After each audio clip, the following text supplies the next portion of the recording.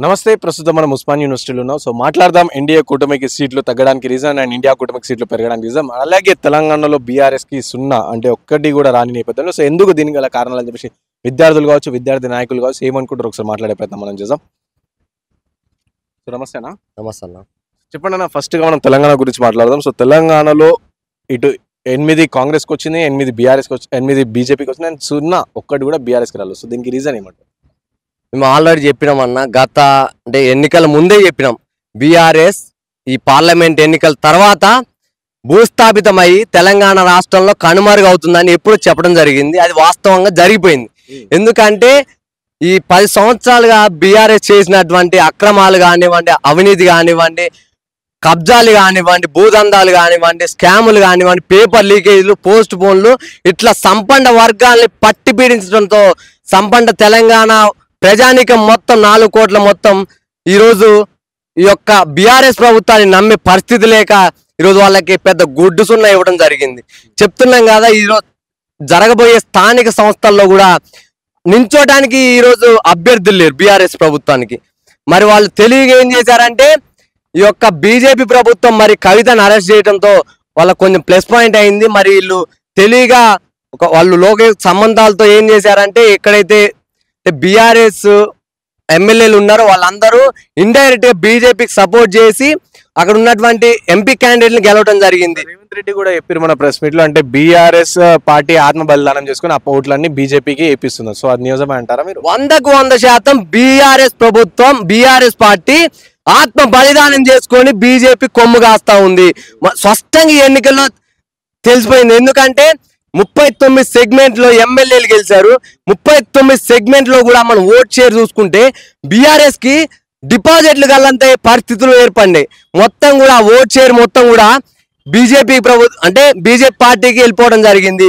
వాళ్ళు ఒక సంబంధం అంటే వాళ్ళ ఒక అండర్స్టాండింగ్ తో మాకు ఎంపీ ఎలక్షన్స్ లో, లోక్సభ ఎలక్షన్స్ లో మాకు మీరు సపోర్ట్ చేస్తే మరి అక్కడ ఉన్నటువంటి జైల్లో ఉన్నటువంటి కవితని మరి మీరు రిలీజ్ చేయటం అని అంటే ఇలాంటి అంశాలు వాళ్ళు ప్రబోధించడం, వాళ్ళు కొంచెం అండర్స్టాండింగ్ తో వాళ్ళు కొంచెం ఈ కార్యక్రమాన్ని చేపట్టడం జరిగింది. ఆత్మ బలిదానం చేసుకొని బీఆర్ఎస్ పార్టీ బీజేపీకి సపోర్ట్ చేసింది. సో నిజంగా అంటే కవిత అంటే అప్పట్లో అన్నారు ఎలక్షన్ తర్వాత అంటే ఈ పార్లమెంట్ ఎలక్షన్ రిజల్ట్స్ తర్వాత సో కవిత బయటికి వస్తుందని చెప్పేసి అన్నారు. కానీ రీసెంట్ చూసుకుంటే సిబిఐ కావచ్చు, ఈడీ కావచ్చు, కవిత కేసు ఒకటేమో నెక్స్ట్ మంత్ 5th దాకా ఒకటి, నెక్స్ట్ మంత్ 3rd దాకా పొడిగించారు.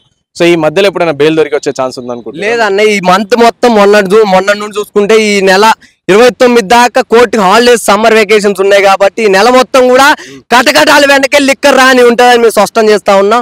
ఏదైతే మరి బీజేపీ అంటే ఎన్డీఏ కూటమి అధికారంలోకి వస్తే ఇక మరి వీళ్ళకున్న అండర్స్టాండింగ్ ప్రకారం మళ్ళీ కవితను కూడా రిలీజ్ చేయడం ఒకటి ఉంటుంది అనుకుంటున్నాం. ఎందుకంటే ఎలక్షన్స్ అయిపోయినాయి, మళ్ళీ 5 సంవత్సరాల దాకా వాళ్ళే అధికారంలో ఉంటారు కాబట్టి వాళ్ళని అడిగే హక్కు ఉండదు.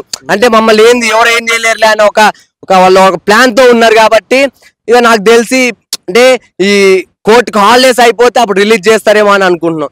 స్పష్టంగా అంటే క్లారిటీగా అన్ని అంటే విచారణలో కూడా స్పష్టంగా అయిపోయింది. ఏంటంటే కేసీఆర్ కనుసైగల్లోనే ఈ యొక్క లిక్కర్ స్కామ్ జరిగిందని అన్ని స్పష్టంగా క్లియర్ గా వాళ్ళే చెప్పడం జరిగింది. కాబట్టి వాళ్ళు నాకు తెలిసి వాళ్ళిద్దరు బీజేపీ బి టీం బీఆర్ఎస్ కి ఉన్నటువంటి సంబంధాలతో కవిత మళ్ళా కూడా మరి బెయిల్ తో మళ్ళీ బయటకు వచ్చే అవకాశాలు ఉన్నాయి. ఎట్లుండబోతుంది ఫ్యూచర్ బీఆర్ఎస్ పార్టీకి? అంటే ఇప్పుడు చూసుకుంటే బీఆర్ఎస్ పార్టీకి సంబంధించిన ఏదైతే ఓట్ బ్యాంక్ ఉందో అదంతా ఇటు బీజేపీకి షిఫ్ట్ అయింది. మనం చూసుకోవచ్చు బీజేపీ గతంలో తక్కువ, ఇప్పుడు ఎక్కువ పెరిగింది. సో బీఆర్ఎస్ ఓట్లన్నీ ఇటు బీజేపీ అంటే నెక్స్ట్ బీజేపీ కూడా అధికారంలో వచ్చే అవకాశం ఉంటుంది. లేకపోతే బీఆర్ఎస్ పార్టీ పరిస్థితి ఎట్లుండబోతుంది? ఈ రోజు బీజేపీ అంటే బీఆర్ఎస్ ఓట్ షేర్ మొత్తం బీజేపీ లాక్కుందిగా.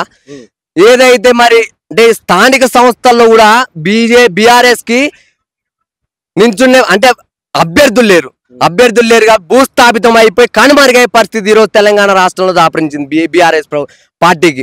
కాబట్టి బీజేపీ ప్రభుత్వం ఏదైతే కుల కల్లోలాలతో, మత కల్లోలాలతో అంటే వాళ్ళు విధ్వంసాన్ని సృష్టించి ఏది లేకపోతే ప్రభుత్వాన్ని బడగొట్టి ప్రభుత్వాలు ఏర్పాటు చేస్తాయి. కాబట్టి తెలంగాణ ప్రజలు చాలా తెలివి కల్లోళ్ళు ఇవన్నీ గమనిస్తారు.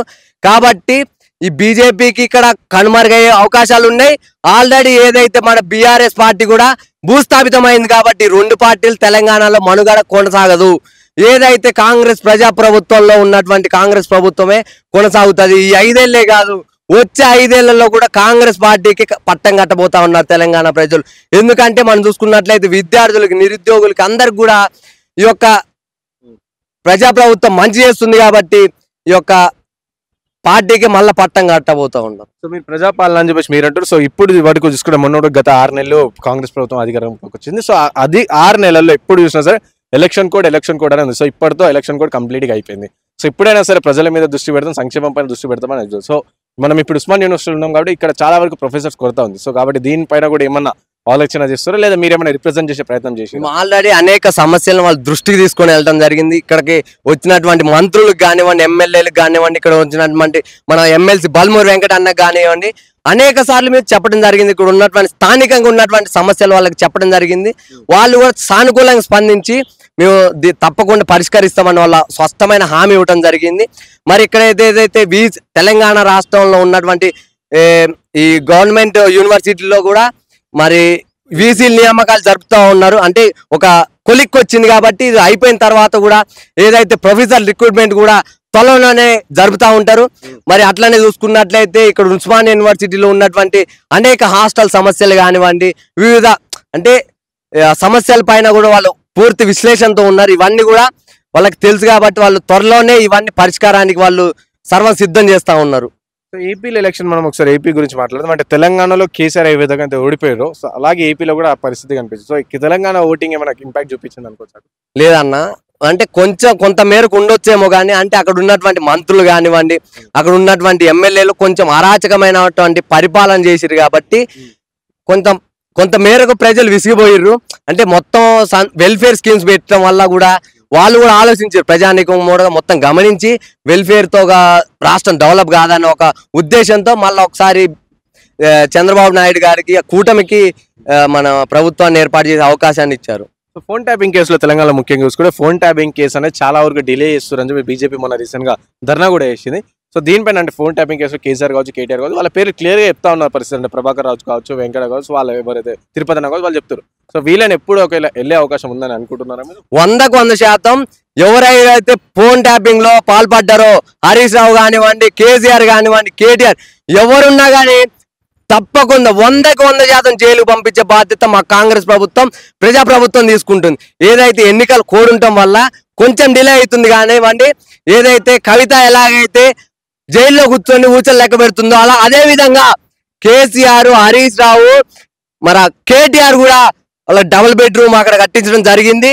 ఏదైతే ఎన్నికల ప్రచారంలో మన రేవంత్ రెడ్డి గారు చెప్పడం జరిగింది, డబుల్ బెడ్రూమ్ కట్టించడం కేసీఆర్ ని కల్వకుంట్ల కుటుంబానికి అని చెప్పడం జరిగింది. అదే విధంగా మరి చెప్పిన మాట విధంగా కట్టించారు.